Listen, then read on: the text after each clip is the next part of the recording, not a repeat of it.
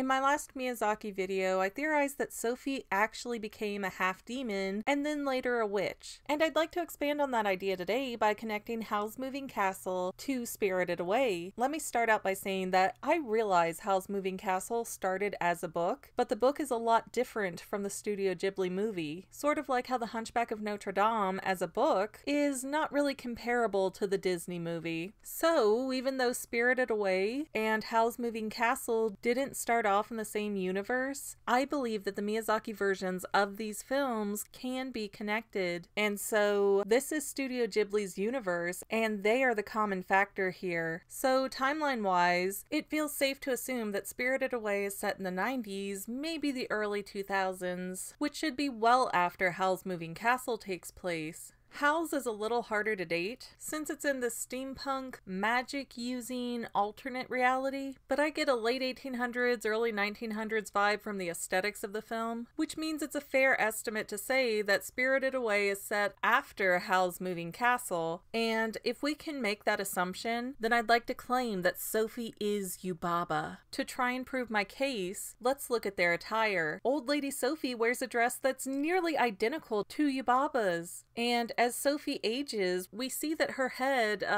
enlarges, thickens. I'm not sure if there's a proper term for that type of facial spread, but it stands to reason that if Sophie had an elongated lifespan as a witch, like the Witch of the Waste had, then Sophie's face would keep growing as she kept aging. We know that Sophie doesn't think she's pretty, and she doesn't care about what she looks like, so I doubt she'd ever enchant herself to appear younger, which means, over time, Sophie's head could expand to the size of Yubaba's. Also keep in mind that Sophie worked in Howl's Moving Castle, and that job involved running her own business. Sophie ran her father's hat shop, Howl asked her to open a flower shop, and she helped Markle run the magical apothecary. After Sophie becomes a witch and gets more acquainted with magical and godly beings, running a bathhouse for spirits in her old age doesn't seem that far-fetched. Not to mention, no one who works for the bathhouse gets to keep their real name. While it's unclear whether Yubaba is the owner or just another employee, being a type of slave to working for the bathhouse gives me adequate cause to believe that Sophie changed her name when she began working there. Next, let's chat about No-Face. It seems like No-Face is a pretty rare creature because no one in the bathhouse has a clue that he's dangerous. Yet, when Yubaba finds No-Face, she not only recognizes what he is, she's angry and repulsed by his whole species. That reaction always seemed unreasonable to me, because No-Face is a pretty nice creature and just wants to make friends. I mean, you certainly don't want to entertain someone that's going to eat your guests and staff members, but Yubaba's automatic hatred of No-Face always struck me as strange. Then I rewatched Howl's Moving Castle and noticed that the Witch of the Waste and Madame Solomon use beings that appear very similar to No-Face, even to the point of covering their non-faces with masks. And because Sophie is harassed and attacked by these creatures repeatedly in the film, she develops a very negative opinion of them quickly, an opinion that carried over for decades to come. Yubaba also keeps a raven-like demon close to her, and Howl himself had a demonic raven form. But I'm sure you're asking, where is Howl in Spirited Away?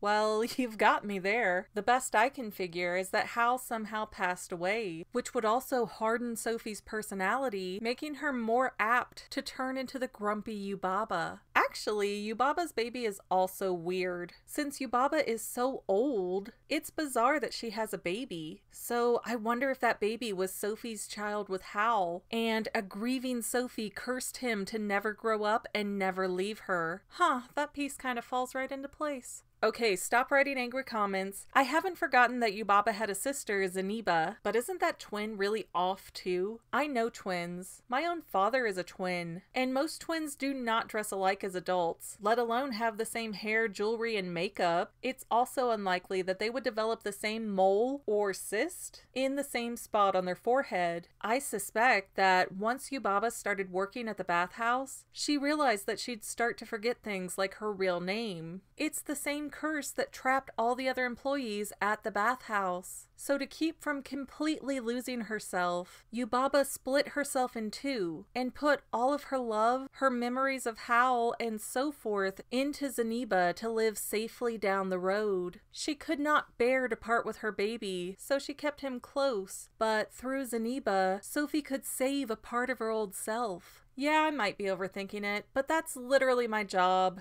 Well, that's all I have for now, but this video's not quite over yet. We're expanding, so I have to plug our other channels. Total, we have the Fangirl, dealing primarily with movies and shows, Say Halo Goodbye Gaming, and the Fanily Family Vlogs. Links are in the description, and we would love to see you at all three channels. Okay, I think that's it. So thanks for watching, and I hope you enjoyed enough to like, subscribe, and share this video. We have tons of material across our various channels that you are fully encouraged to go check out. And if somehow you can't get enough of me, please connect with me on Instagram at sayhalogoodbye or Twitter at _Fanily.